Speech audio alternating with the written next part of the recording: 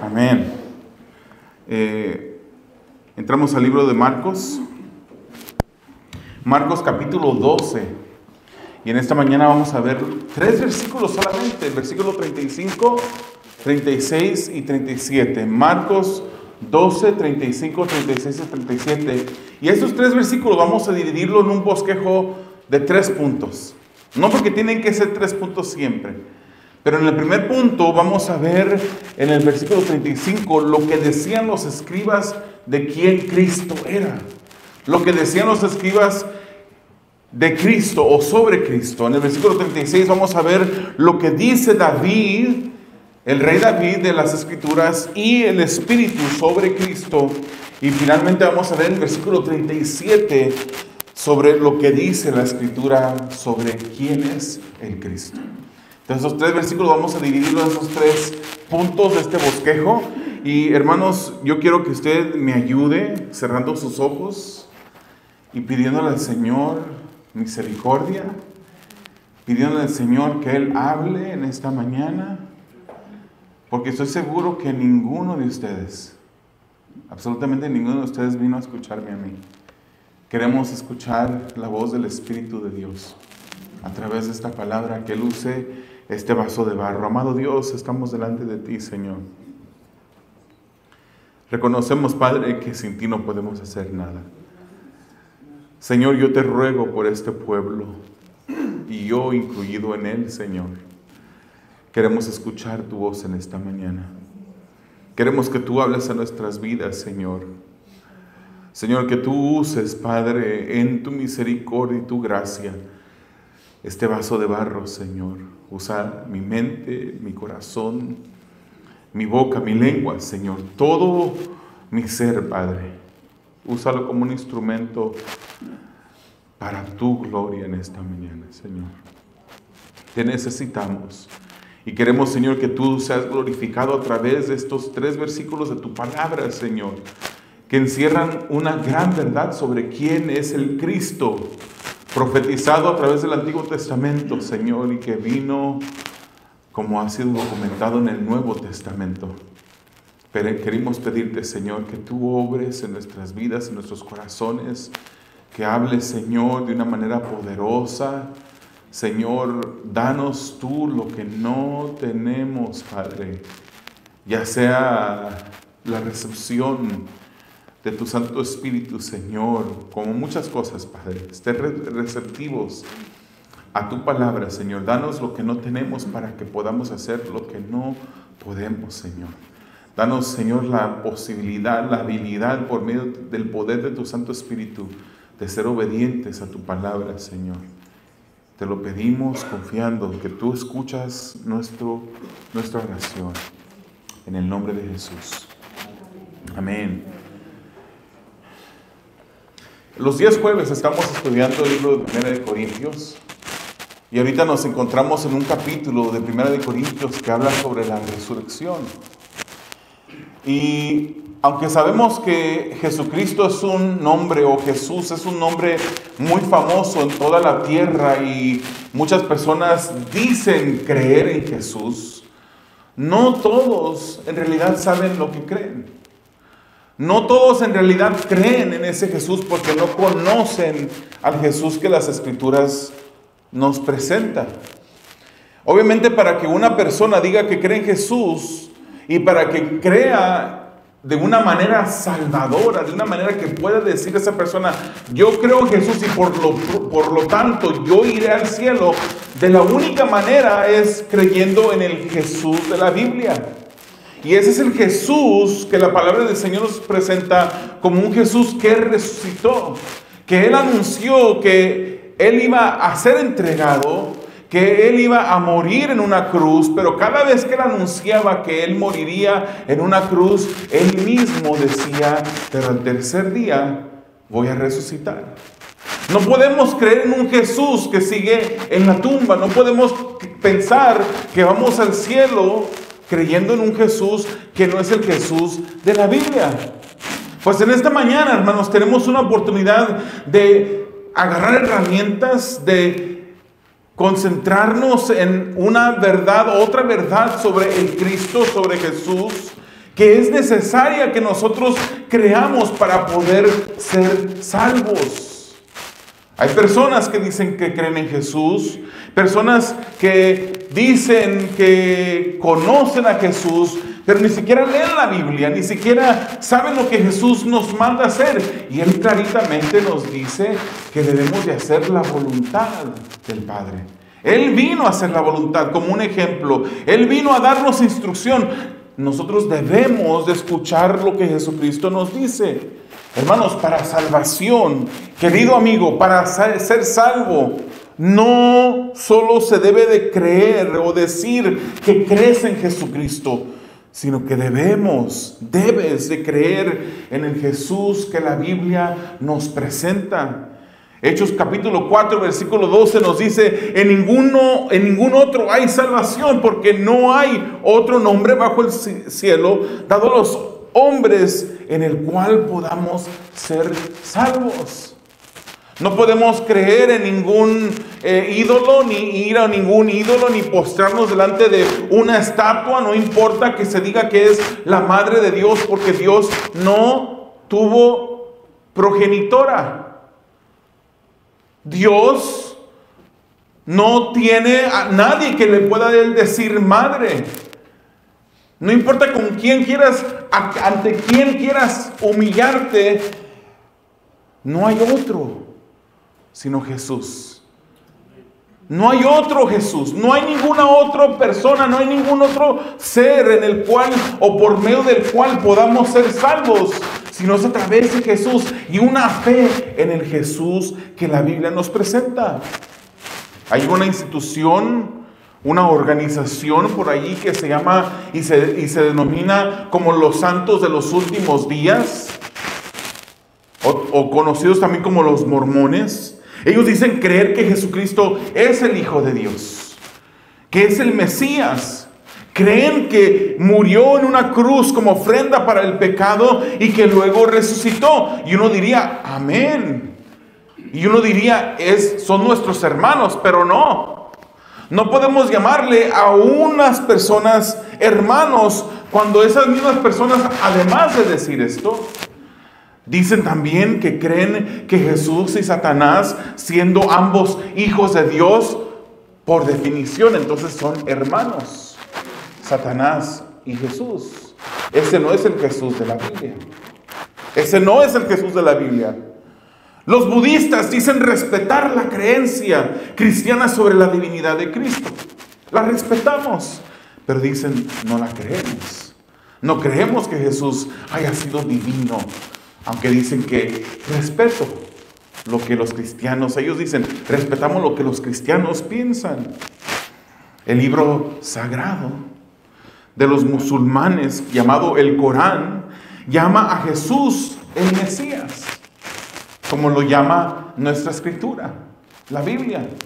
Lo llama el Mesías. Los musulmanes creen que fue un profeta, mensajero de Dios, y uno diría, amén. Fue un enviado de Dios, alguien que vino a hablar palabra de Dios, pero no creen en la divinidad de Jesús. Y como estos, hay muchos más ejemplos de personas que dicen creer en Jesús, pero no creen en Jesús, en el Jesús de la Biblia. El pasaje de hoy, hermano, nos lleva a la pregunta central y crucial que nos ha presentado el libro de Marcos desde que comenzamos hace meses a estudiar este libro. Esta pregunta que Marcos hace a sus lectores, esta pregunta que confronta a los lectores de este libro, que nos confronta a nosotros en esta mañana. Y esa es la pregunta que nos hace el libro de Marcos, capítulo 8, versículos 27 al 29. Dice que Jesús salió con sus discípulos a las aldeas de Cesarea de Filipo. Y en el camino preguntó a sus discípulos, ¿quién dicen los hombres que soy yo? Él les pregunta a los discípulos, ¿qué dicen por ahí? ¿Qué han escuchado? ¿Qué dice la gente que soy yo? Y le respondieron, unos Juan el Bautista y otros Elías, pero otros uno de los profetas. Entonces Jesús les hace la pregunta a sus discípulos. Él les preguntó de nuevo, pero ustedes, ¿quién dicen que soy yo? Y Pedro le responde, tú eres el Cristo. Tú eres el enviado. Tú eres el ungido. Hermanos, nosotros tenemos que creer en la divinidad de Jesús. Es crucial para decir que somos salvos. No podemos ser salvos si no creemos que Jesús, al igual de ser verdaderamente hombre cuando anduvo en esta tierra, también es y fue y siempre ha sido verdaderamente Dios. Jesús es Dios. El primer versículo de esta mañana nos enseña el testimonio de los escribas. En Marcos capítulo 12, versículo 35, dice así: mientras enseñaba en el templo, Jesús decía, ¿por qué dicen los escribas que el Cristo es hijo de Dios? De David, perdón. ¿Por qué dicen los escribas que el Cristo es hijo de David? Hermanos, Jesús estaba en el templo, nos dice Marcos. Y recuerden, hermanos, que el templo era un lugar de suma importancia para los judíos. Era el centro de la vida religiosa para un judío. Cualquier judío que quería conectarse con Dios, lo primero que pensaba es ir al templo. Hoy en día, hermanos, sabemos que Dios no habita en ningún lugar físico. Este es nomás un edificio. La iglesia la compone los que son verdaderamente hijos de Dios, los que han creído en el unigénito del Padre, en Jesucristo, los que siguen sus mandamientos, los que se esfuerzan por obedecer los mandamientos de Dios. Esos son los verdaderos hijos de Dios. Y la palabra nos presenta y nos enseña estas verdades, hermanos. Entonces el pueblo judío miraba a este lugar, este templo en el cual se sacrificaban animales y se adoraba a Dios como un lugar muy importante. Allí estaba Jesús. Allí en ese lugar un judío buscaba a Dios y decía estar en el templo y decía también estar en la presencia de Dios. Aún así, hermanos, ellos, estos judíos, llegaron hasta el punto de idolatrar al templo. ¿Se recuerda cuando Jesucristo dijo en Juan capítulo 2, versículo 18, ustedes destruyen este templo, pero en 3 días lo levanto de nuevo? Ellos se enojaron con Jesucristo. Ellos pensaron que se refería y que estaba hablando del templo, la estructura física, pero Él se estaba refiriendo a su cuerpo, cómo Él iba a morir, pero al tercer día iba a resucitar. Hermanos, al ver la edificación de la reconstrucción, después de que una de esas ocasiones cuando el templo fue derribado, fue destruido, cuando los exiliados volvieron, los exiliados judíos volvieron y vieron la edificación del templo nuevo que se estaba comenzando a edificar, esos que habían visto el primer templo lloraron al ver el segundo. Tuvieron gran tristeza. Ellos amaban el templo, ellos miraban el templo como si fuera un Dios. Y Jesús estaba enseñando desde ese lugar de autoridad. Pero quiero llevarles a ustedes al pasaje paralelo del libro de Mateo capítulo 22, porque en ese capítulo 22 de Mateo nos dice algo muy importante en sus versículos 41 al 46. Allí en ese pasaje, que es el mismo relato, pero desde la perspectiva de Mateo, ahí nos da otros detalles que Marcos no nos dice. Y fíjese usted que si usted lee Mateo 22, 41 al 46, usted va a ver que estaban reunidos los fariseos, dice Mateo. Es Jesús, entonces, el que les hace una pregunta sobre el Cristo. O sea, antes de que en Marcos nos dice que Jesús preguntó, ¿por qué es que dicen los escribas que Cristo es el hijo de David? Mateo nos dice que ya Jesús les había hecho la pregunta.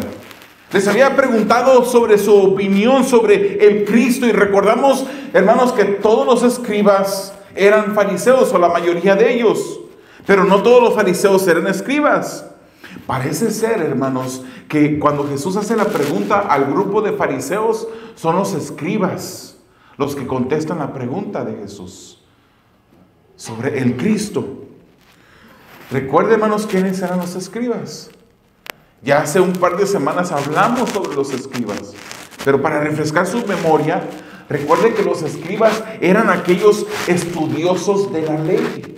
Ellos estudiaban el Antiguo Testamento, no solamente lo estudiaban, incluso llegaban hasta el punto de memorizarse grandes porciones del libro, de algún libro, de algún pasaje de la ley, del Antiguo Testamento, lo que hoy conocemos como el Antiguo Testamento. Ellos multiplicaban las escrituras copiándolas de un manuscrito hacia otro.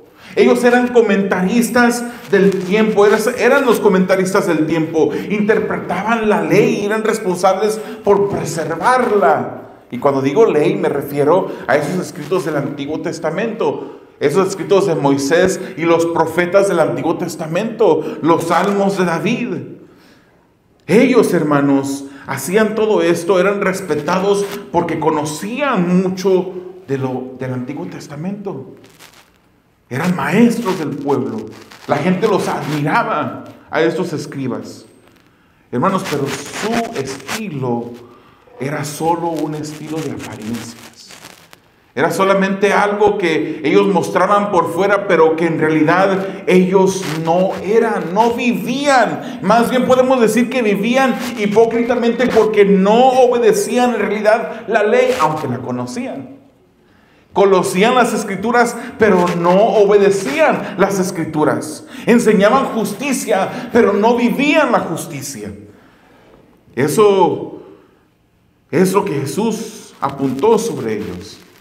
Si usted lee el libro de Mateo, capítulo 5, versículo 20, Jesús dijo de ellos: porque les digo a ustedes que si su justicia no supera la de los escribas y fariseos, no entrarán en el reino de los cielos. Les digo a ustedes que si su justicia no es diferente, no es verdadera, y más bien no es hipócrita como la justicia de los escribas, si no es así, ustedes no van a entrar al reino de los cielos. O sea, no es que los escribas tenían justicia. Jesús pedía una justicia verdadera en los oyentes. Una justicia que no fuera falsa como la justicia de los escribas. Entonces nuestro relato, hermanos, comienza con una prueba de que Jesús presenta ante los escribas. Él les hace una prueba, les pregunta sobre el Cristo. Hermanos, recordamos que ya se le habían acercado a Jesús varios grupos. Ustedes que han estado aquí en las últimas semanas han visto cómo varios grupos de religiosos y políticos se le han acercado a Jesús para ponerle preguntas o trampas en forma de preguntas. Se le acercaron los fariseos, los escribas, se le acercaron los herodianos, los saduceos. Todos ellos cuestionaron a Dios. Y ahora Jesús los cuestiona a ellos, siendo los escribas quienes eran los maestros de la ley. Hermanos, ser maestro es algo que viene con mucha responsabilidad. Ser maestro, lo voy a repetir, es algo que viene con mucha responsabilidad. Si lo voy a recordar de un pasaje bíblico en Santiago 3, capítulo 1, versículo 1, donde dice: hermanos míos, que no se hagan maestros muchos de ustedes, sabiendo que recibiremos un juicio más severo. El que es maestro, incluso Santiago le dice: no sean todos maestros, porque el maestro será puesto a juicio con un juicio más severo. Hermano, es un honor ser usado por Dios. Y le voy a decir una cosa: no solamente es maestro el que se para acá al frente. En cierta manera, aunque las escrituras en este versículo yo creo que está apuntando a otro grupo diferente, pero en cierta manera todos nosotros en nuestros hogares somos maestros. Y tenemos una gran responsabilidad siendo sus maestros. Pero a los maestros de personas, de grupos, hermanos, es un honor ser usado por Dios, pero también es una gran responsabilidad. Los que enseñan engañando se exponen a un castigo más severo por la responsabilidad que conlleva enseñar. Los que se paran aquí enfrente conllevan una responsabilidad mayor que los que están sentados escuchando. Nos exponemos a un castigo más severo. Nos exponemos porque estamos enseñando a un pueblo que está escuchando la palabra de Dios, y cuando uno estudia la palabra de Dios, uno tiene que hacer un esfuerzo para interpretarla de una manera correcta, para considerar todos los detalles alrededor de esa escritura que nos pueden identificar una interpretación, nos pueden dar una interpretación correcta de lo que se está hablando. El maestro que enseña mal es responsable por la desviación de los que los oyen. Por eso que decimos, hermanos, pobrecito de todas esas personas, ese apóstol de una ciudad cierta en Guadalajara, una área. Hay un apóstol allí que veneran y que él mismo se dice ser el apóstol de Dios, se autodenomina, toda la gente lo respeta y enseña falsedad. Él conllevará y llevará un juicio grande el día cuando esté delante del trono del Señor y el Señor le pida cuentas. Él mismo enseñó a ese grupo que se llama, y lo voy a decir, la luz del mundo. Un grupo lleno que sigue falsedades, que sigue mentiras de un apóstol, entre comillas, de Dios, que les enseña falsedad. El maestro que enseña mal es responsable por la desviación de los que oyen. El maestro también que no vive lo que enseña se comporta hipócritamente y merece un castigo más severo. Si yo me paro acá al frente y les digo a ustedes algo, el Señor va a traer juicio sobre mí. Y no solamente por lo que dice la palabra, sino por lo que mis labios mismos han dicho. Pablo dice en 1 Timoteo, capítulo 4, 16, le da una instrucción a Timoteo. Ten cuidado de ti mismo, le dice. Y no solamente ten cuidado de ti mismo, sino también ten cuidado de ti mismo y de la doctrina o de la enseñanza. Persevera en estas cosas, porque haciéndolo asegurarás la salvación tanto para ti mismo como para los que te escuchan. Para los que te escuchan. Esos escribas eran los maestros de la ley. La gente los miraba, los admiraba, los escuchaba, los seguía. Y es el mismo Pablo, hermanos, que en Romanos capítulo 2 dice algunas palabras que encajan muy bien para esos escribas. Versículo 22 y 23 dice: ¿tú qué dices que no se debe cometer adulterio? ¿Adulteras? ¿Tú que abominas a los ídolos, saqueas templos? ¿Tú que te jactas de la ley, violando la ley, deshonras a Dios? Esos eran los escribas. Un grupo de maestros hipócritas. Un grupo de maestros que hablaban lo que no practicaban, que no vivían la justicia que ellos mismos enseñaban. Eso es lo que los escribas eran, hermanos, ciegos que guiaban a otros ciegos. Un ciego que trata de evitarle a otro ciego el caer en un pozo, en un hoyo, es contradictorio. Léanse Mateo capítulo 5, versículo 14. Les dice que eran ciegos guiando a otros ciegos. Entonces Jesús pregunta sobre el Cristo o ungido de las Escrituras. ¿Qué es lo que las Escrituras dicen de este Cristo? El Mesías que vendría a libertar al pueblo y reinar sobre ellos después de vencer a sus enemigos. Eso era lo que ellos entendían del Cristo. A la pregunta de Jesús, los escribas contestan: el Cristo es el hijo de David. Hermanos, al igual que con otras religiones que en ciertas cosas uno diría amén, así es. Así estaban los escribas. Uno diría, si hubiera estado allí y fuera creyente en Jesucristo, en el Jesús verdadero, si verdaderamente uno hubiera creído y escuchara a los escribas decir, el Cristo es el Hijo de David, uno diría, amén. Pero hasta allí llegaban los escribas. Ellos decían que era el Hijo de David, pero a simple vista, hermanos, la respuesta de los escribas no era incorrecta, era correcta. En realidad el Cristo vendría de la descendencia de David. Pero el problema era que hasta allí llegaban los escribas. Limitaban su conocimiento y no escuchaban y no entendían lo que las demás cosas que las Escrituras decían de Cristo. Dios les hace una promesa a David cuando ese tuvo el deseo de construir el templo, hermanos. ¿Se recuerda? David tuvo el deseo de construir el templo a Dios.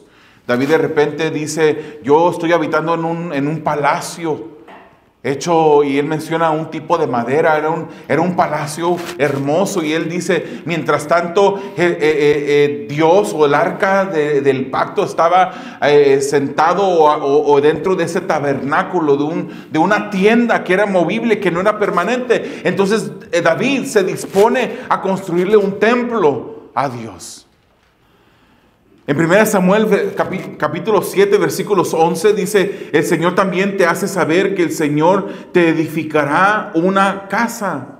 O sea, cuando Él le presenta el deseo de construir el templo el profeta de primero le dice, adelante, hazlo. Pero entonces el mismo profeta vuelve a David y le dice, no, tú no serás el que le construirá templo a Dios. Más bien el Señor también te hace saber que el Señor te edificará una casa. O sea, Dios le dice, yo soy el que te voy a edificar casa a ti. Cuando tus días se cumplan y reposes con tus padres, levantaré a tu descendiente después de ti, el cual saldrá de tus entrañas, y estableceré su reino. Él edificará casa a mi nombre, y yo estableceré el trono de su reino para siempre. Ese es Jesús. David quería construirle un templo a Dios, pero Dios le dice, más bien de tus entrañas, de tu descendencia, levantaré a uno que va a reinar para siempre. Yo soy el que te voy a establecer casa a ti. Jesús no dice, hermanos, que la respuesta que los escribas dieron fuera equivocada. Pero ellos no habían entendido que el Cristo sería más que un descendiente del rey David. Y Jesús cuestiona lo que los escribas pensaban sobre el Cristo. Recuerden, la pregunta es, ¿por qué los escribas dicen que el Cristo es el Hijo de David? ¿Era como ellos decían, limitando quién era a solo un descendiente de David? ¿Era así? ¿Solamente un descendiente de David? Y la pregunta que el escritor nos hace a nosotros, nos hace la pregunta sin hacerla. ¿Quién dicen ustedes que es el Cristo? ¿Quién es Jesús para nosotros? Vamos al segundo versículo 36, el testimonio del Espíritu de Dios y David. David mismo dijo por el Espíritu Santo, el Señor dijo a mi Señor, siéntate a mi diestra hasta que ponga a tus enemigos debajo de tus pies. Esa es una clave que el Señor Jesucristo les da a los que estaban escuchando y a los mismos escribas en este momento. Para ayudarles, les da esta pista.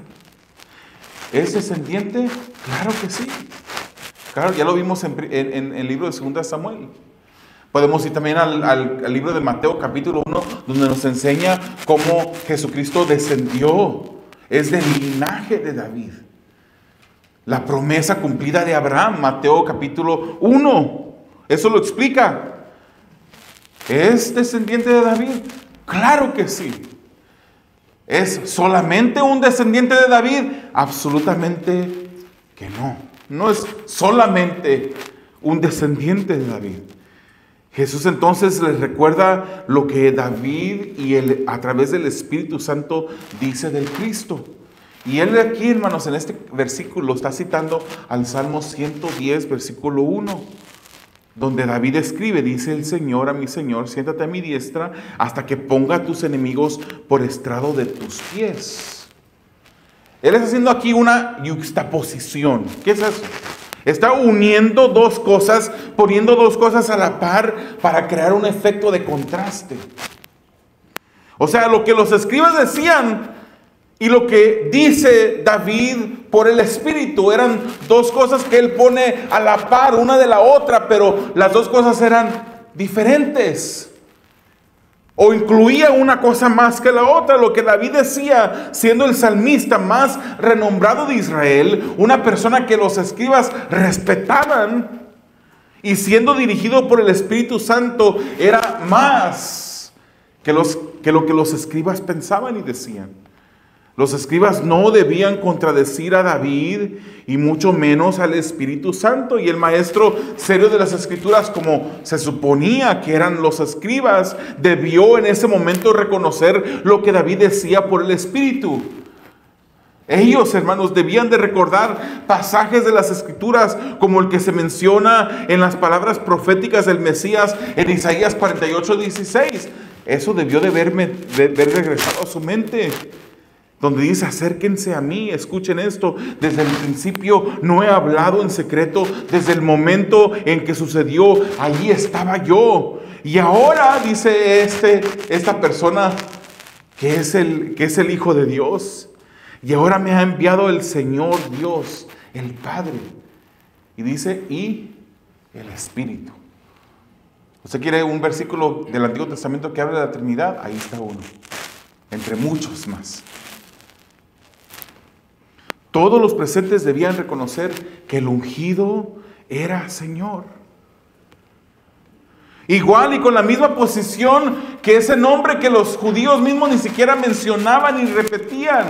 El nombre que hoy conocemos como Jehová o Yahweh. Ellos en lugar de decir ese nombre, ellos decían Adonai o Señor. Cuando lo leían en la palabra, en las Escrituras, no decía Adonai. Decía Yahweh, o tenía las siglas Yud, Hei, Vav, Yud, o YHWH. Consideraban ese nombre de Dios tan santo que era un nombre que ellos no podían repetir, no querían mencionar, y solamente decían Adonai. Ese es el Señor, ese es el Señor al que David se está refiriendo. O sea que no era solamente descendiente de David. El Cristo era Dios y Señor. Y el Cristo es Dios y Señor. Se fija que no podemos ser salvos sin creer que Jesús es Dios. Y no solamente creer que Él es Dios, sino también creer que Él es Señor. Y si creemos que Jesús es Señor, creemos que Él es nuestro amo, que Él es nuestro dueño. Y si creemos que Él es nuestro dueño, entonces obedecemos a nuestro dueño. Obedecemos a nuestro amo porque como sus siervos. Es que, hermanos, el día de hoy la palabra o el término siervo ha perdido hasta su significado. Hoy en día es bonito que una gente diga siervo de Dios, sierva de Jesucristo. Pero lo que te están diciendo es, eres un esclavo de Dios. El ser siervo es ser esclavo de Dios. El conocer a ese Jesús de la Biblia y llamarlo Señor no solamente es de la boca para afuera. Es tenerlo en el corazón. Es abrazar el hecho de que Él es Señor y Dios de nuestras vidas. Que debemos de obedecerlo. Que debemos de humillarnos delante de Él. Si ese no es el Jesús en el que tú has creído, no has creído en el Jesús verdadero y no has venido a salvación. Necesitamos creer y saber que el Cristo, que Jesucristo es Dios y Señor. Hermanos, el cuestionamiento estaba diseñado a llevar a los oyentes a entender que Jesús era más que un descendiente de David. Jesucristo es Señor y Dios del rey David y de todos. La pregunta para nosotros entonces ¿es Jesucristo tu Señor y Dios? Él es tu Señor y Dios. Nos comportamos como que si Él es nuestro Señor y Dios. Le obedecemos. Vamos al último versículo de esta mañana. El testimonio de las Escrituras. Marcos capítulo 12, versículos 37. David mismo lo llama Señor. ¿En qué sentido es pues su hijo? Y la gran multitud lo escuchaba con gusto. Jesús sigue apuntando a lo escrito, a las Escrituras. Se recuerda que estas personas se llamaban escribas. Eso viene de las Escrituras. Jesús sigue apuntando hacia las Escrituras. Continúa presionando la falta de entendimiento de esos escribas. Entonces la pregunta que resulta naturalmente sería, ¿en qué sentido? O sea, ustedes dicen que es hijo de David, pero ¿en qué sentido es su hijo? En el sentido de su descendencia. Pero él mismo llama a ese descendiente su Señor. O sea que es Señor de David y es Dios de David. Él lo llama a su descendiente de esta manera. Esto debió, hermanos, de disipar toda duda de quién era Jesús. Los escribas en ese momento debieron de haber dicho, es verdad, nosotros conocemos las Escrituras, respetamos a David como un salmista inspirado por Dios. Es verdad, David mismo llama al Cristo su Señor.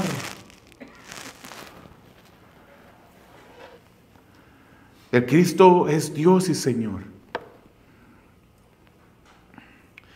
Mateo nos dice, hermanos, en el pasaje paralelo, que ya después de esto nadie más pudo contestar nada. Nadie más pudo decir nada. Se quedaron callados todos. Ya los diferentes grupos religiosos y los grupos políticos que habían venido a Jesús a cuestionarlo quedaron en silencio. Ahora Jesús, con una sola pregunta, debate en contra de todos ellos. ¿Se recuerda? Hagamos un repaso de lo que hemos visto las semanas pasadas. Los fariseos y los herodianos, Jesús les dice a ellos, deben de dar a Dios lo que es de Dios. Ellos se acercan a Jesús haciendo una pregunta sobre los impuestos. Jesús pide una moneda y dicen, ¿qué imagen está en esa moneda? Básicamente les está diciendo, así como la moneda lleva la imagen de César, ellos debían sí de pagar los impuestos.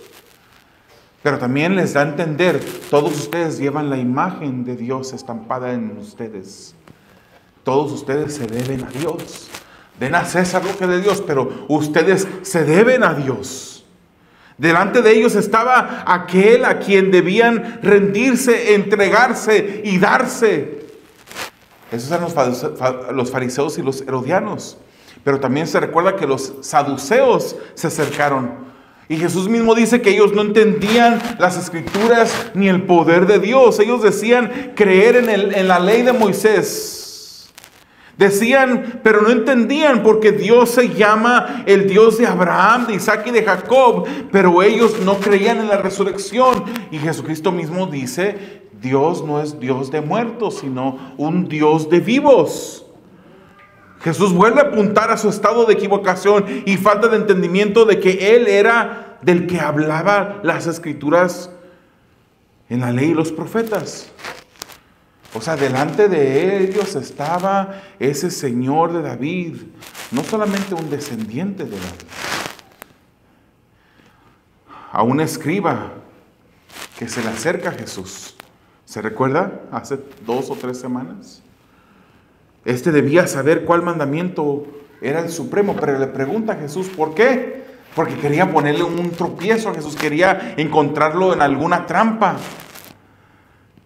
Amar a Dios con todo el corazón, con toda el alma, con toda la mente y la fuerza. Y también Jesús dice, ese es el más importante. Y el segundo es amar a tu prójimo. No hay ningún otro mandamiento, dijo Jesús, mayor que estos. El primero, amar a Dios, y después amar al prójimo. O sea, delante de ellos estaba el Señor y Dios que les decía estas cosas. A quien debían de amar por sobre todas las cosas. Pero también delante de ellos estaba el Hijo de Dios humanado, Jesucristo. Un prójimo de ellos también, al cual debían de amar doble, por ser Dios y por ser su prójimo, pero no lo reconocieron. De ellos solo recibió oposición y desprecio. No, el escriba posiblemente es el caso más triste de todas estas personas que se acercaron a Dios, porque Jesús le dice, está cerca del reino, está cerca. Estaba cerca, pero aún estaba afuera. Y yo pregunto, hermanos, ¿qué será más doloroso? ¿Estar tan lejos y no darte cuenta de que estás lejos? ¿O estar tan cerca y aún no estar dentro? Estar tan cerca y aún fallar la meta.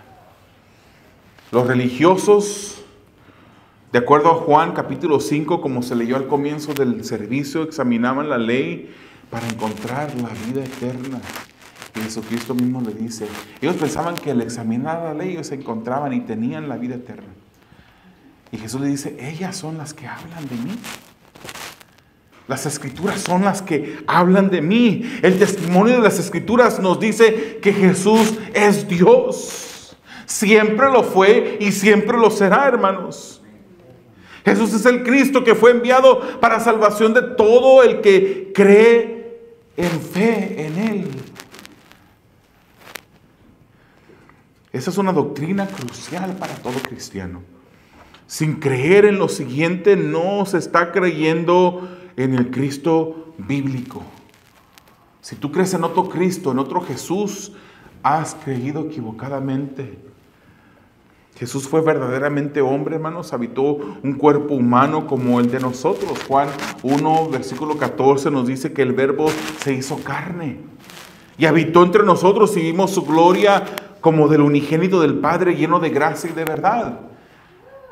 Él fue verdaderamente hombre, habitó un cuerpo humano que uno pudiese haber tocado, pudiese haber visto sudar, pudiese haber visto escuchar respirar.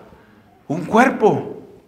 Pero el Hijo de Dios en su eternidad pasada siempre fue y nunca dejó de ser. Así como lo dice Juan capítulo 1, versículo 1. En el principio ya existía el Verbo. Y el Verbo estaba con Dios y el Verbo era Dios. Ese Jesucristo es Dios. No sé en qué Jesucristo has creído tú. Si tú eres verdaderamente un hijo de Dios, has creído en el unigénito del Padre, aquel que fue desde la eternidad pasada y nunca dejará de ser. Dios. Y debemos de conocerlo, hermanos. ¿Por qué venimos a la iglesia? Venimos a la iglesia para estudiar sus escrituras, para conocerlo mejor. Hoy en día, hermanos, si usted ha puesto atención al mensaje de este día y quizás ha tomado notas, usted se ha llevado otro pasaje de las escrituras que a lo mejor usted ni siquiera sabía, de la cual usted puede defender la divinidad de Cristo. Ahora, cuando un testigo de Jehová se le presente a su puerta, no se ponga a alegar como lo hacía alguien que yo conocía, que esperaba que abrieran la puerta y tenía ya su cuchillo afilando para debatir con ellos. Preséntele el Evangelio a los testigos de Jehová, porque ellos están muertos en sus delitos y pecados. Ellos piensan que obrando van a ganarse la salvación, pero están equivocados. Presénteles el amor de Jesús, el amor que vino y yació colgado en una cruz para pagar el precio que le toca a toda la humanidad pagar. Presente el Evangelio. Y ya después de haberle presentado el Evangelio, cuestione lo que ellos piensan. Ellos no creen que Jesús es Dios. No creen que Él es Dios. Pero con esta escritura usted puede llevarlos a entender y a cuestionar lo que ellos mismos están pensando. Jesús es Dios. Pero también, hermanos, recordemos que no debemos de ser como los escribas. Necesitamos que en nosotros haya justicia verdadera. Yo no estoy diciendo que debemos de ser perfectos, porque ninguno de nosotros somos perfectos. Todos le fallamos a Dios. No nos escondamos detrás de que, pues soy humano. Y pues soy humano, voy a pecar. No, tampoco. No es ni un lado ni el otro. Es confiar en Jesús. Es tener fe verdadera en el Jesús de la Biblia. Es considerarlo tu Dios. Es considerarlo tu Señor. Escuchar lo que Él dice y seguir sus mandamientos. Esforzarte. Vas a fallar. Claro que vas a fallar.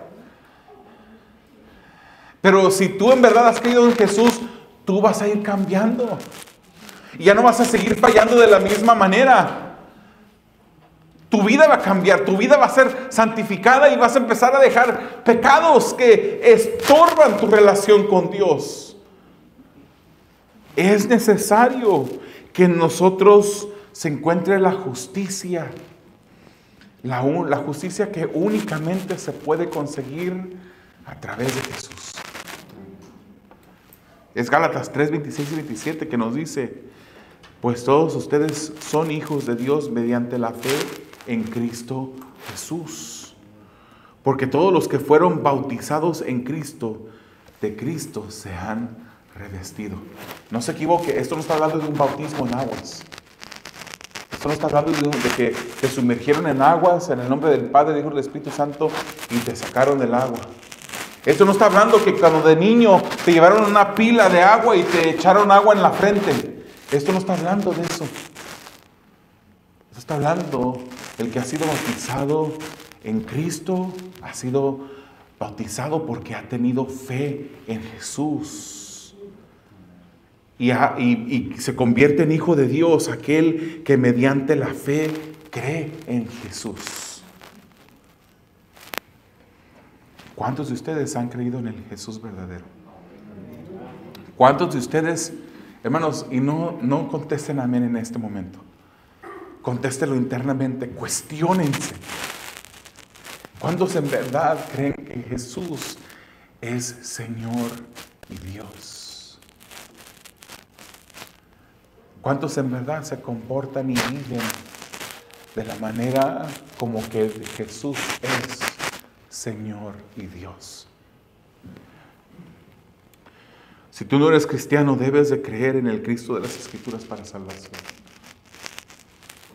Y se trata solamente de que vengas a Él y le pidas perdón por tus pecados, te arrepientas genuinamente y le pidas ayuda, le pidas que Él viva, que sea alguien vivo para ti, que te ayude a seguir sus mandamientos. Síguele a Jesús en esta mañana para salvación. Pon tu fe en el Señor y Dios, que un día vino a morir en la cruz del Calvario por todo pecador, pero que en un día futuro vendrá para juzgar a todos. Y solamente el que haya puesto su fe en Jesús, que tiene la justicia de Jesús en sus vidas, podrá decir que es salvo y podrá ser encontrado salvo cuando Jesucristo regrese. Te invito a que cierres tus ojos, que inclines tu rostro.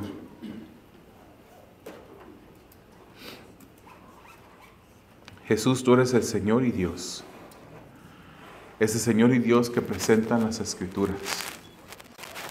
Ese Señor y Dios que aún siendo Señor de toda la creación, aún siendo Dios de toda la creación, llegases a este mundo. Te humillaste, Señor, dejando el trono en el cielo. Y llegaste a este mundo para salvación. Tú llegaste a este mundo, Señor, para salvar nuestras vidas, Padre, de la muerte, del infierno. Y ahora, Señor, queremos seguirte, no por miedo al infierno. No queremos seguirte, Señor, por prevenir el infierno, aunque ese es un resultado. Queremos servirte, queremos obedecerte, queremos seguirte, queremos escuchar tu voz por amor a ti. Queremos devolver, Señor, ese amor que tú tuviste para con nosotros.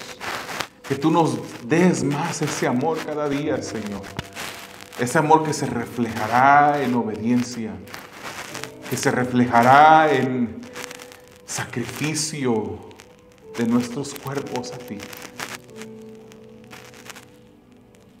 Ayúdanos, Señor. Sin ti no hay salvación. Fuera de ti hay destrucción. Ayúdanos. Sé tú glorificado en nuestras vidas, Señor. Sé tú glorificado, Señor, a través de tu palabra en los corazones y las vidas de cada persona aquí presente, Señor. Se ha presentado tu palabra, Señor. Ahora confiamos que tú harás el efecto a través de ella para la cual fue enviada, Señor. En el nombre de Jesús. Amén. Gloria al Señor. A Dios, gloria.